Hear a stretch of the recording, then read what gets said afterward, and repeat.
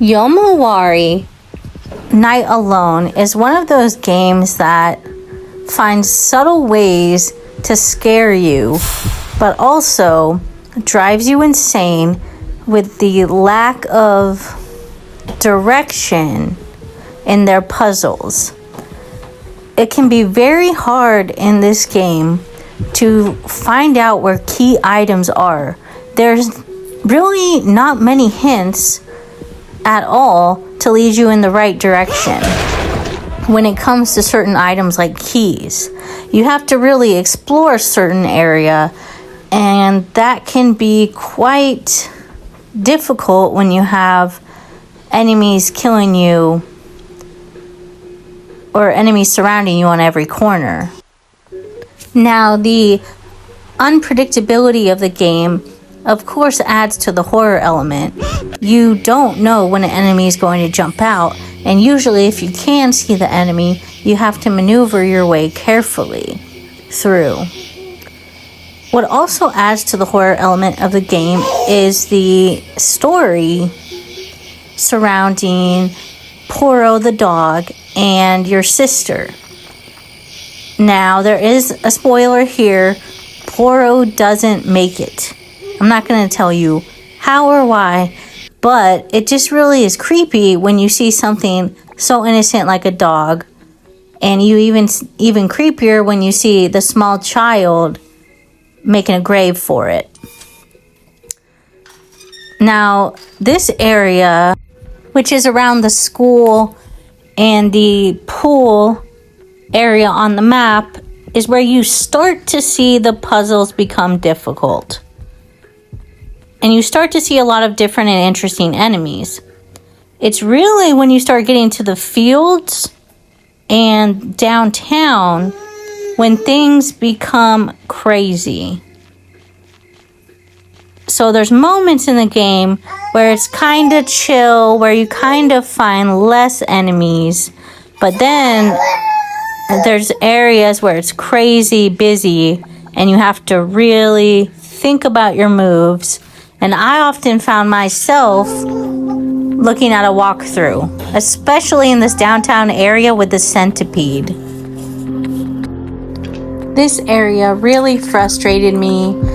I had to keep searching not only for a certain key, but also for where to return the salt.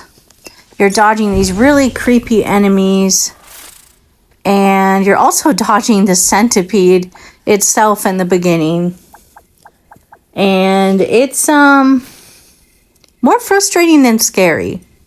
I would say more frustrating than scary. I also think this game could have done well with some music. You really don't hear any. It's another tactic to make the game scary, but it begins to make the game a little boring. It's also a bit boring because you really can't do anything. You're not pressing buttons. There's not really action. You're just trying to survive by evading enemies. I spend a lot of time in the same areas searching for items that I just barely missed because my flashlight wasn't at the right angle. And this area in downtown, there's a key that you need to open a gate. It's the south key. And it took me so long to find it that I just got burnt out on the game, especially when I hit the factory area, and that was difficult as well. Now, the monsters are actually kind of cool in design. There's several different ones, and they're unique and strange.